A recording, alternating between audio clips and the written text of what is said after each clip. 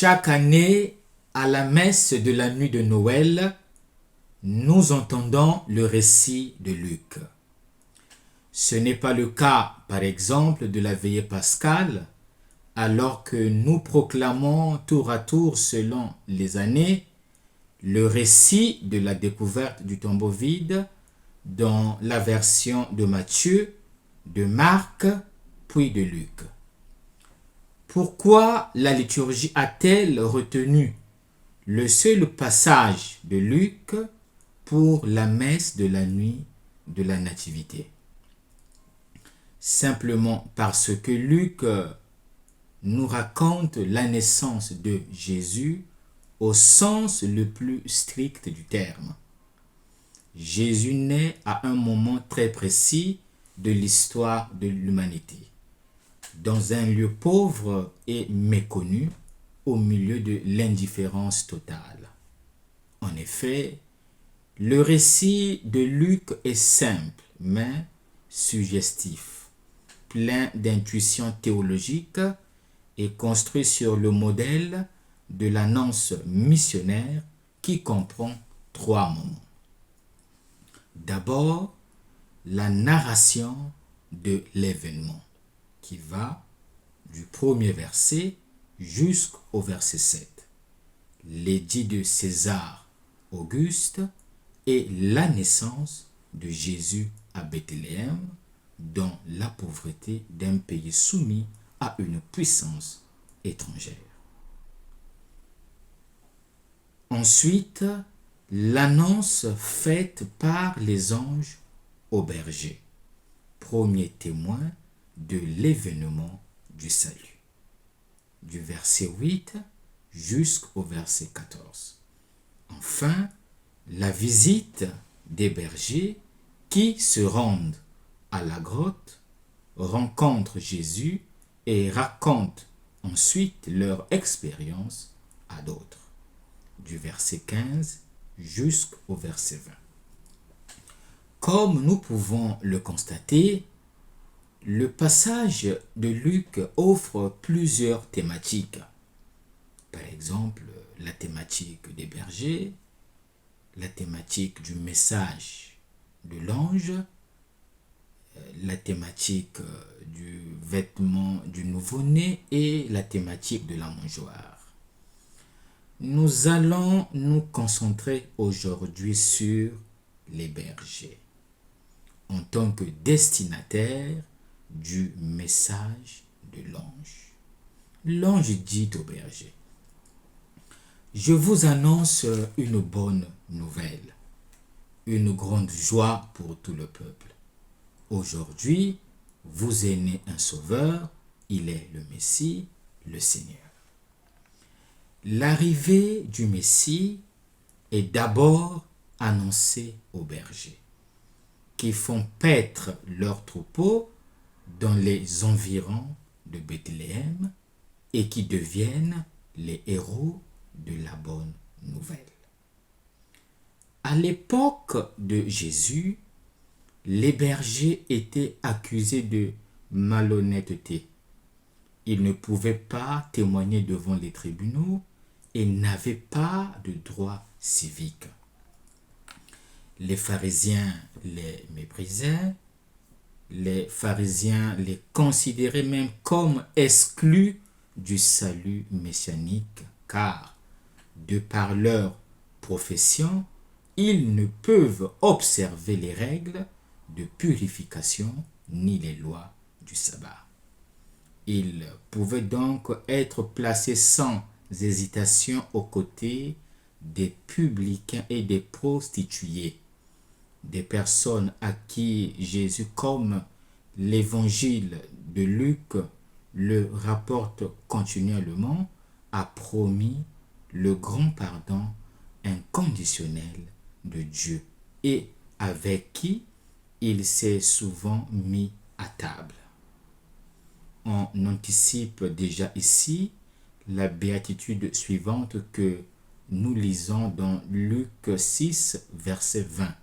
Heureux les pauvres.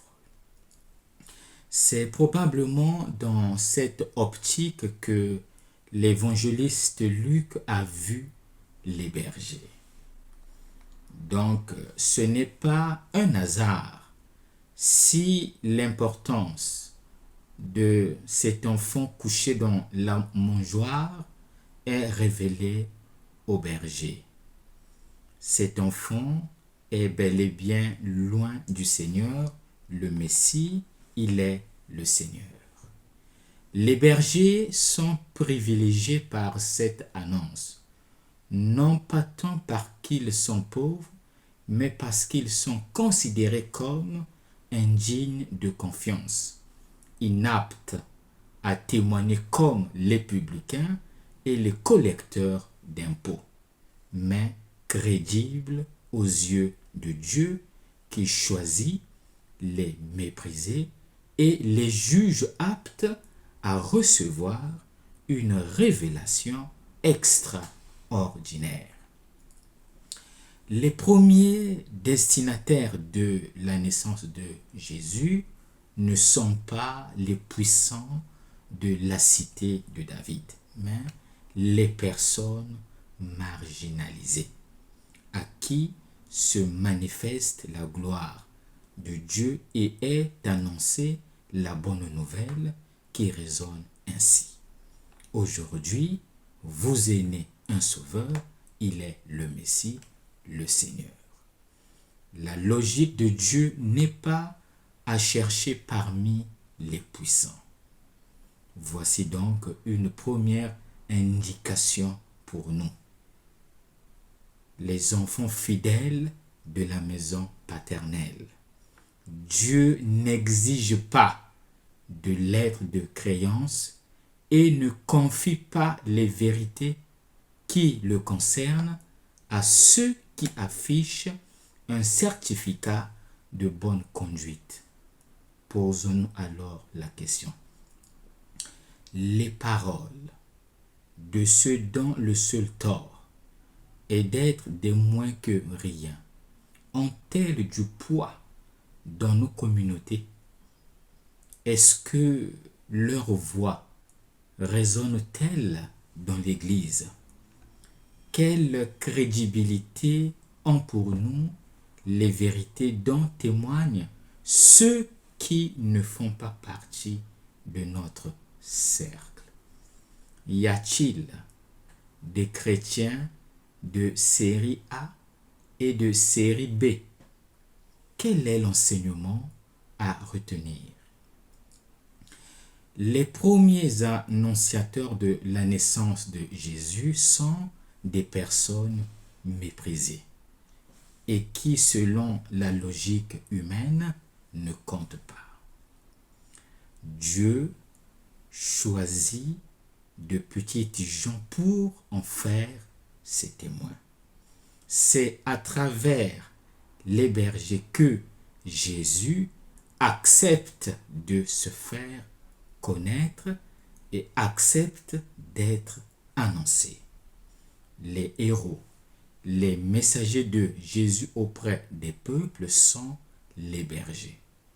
L'histoire de Jésus est placée sous le signe de la confiance dans la faiblesse et la pauvreté. Tels sont donc les deux visages de l'existence évangélique. Aujourd'hui, Dieu nous choisit également pour annoncer à tous qu'un sauveur est né aujourd'hui.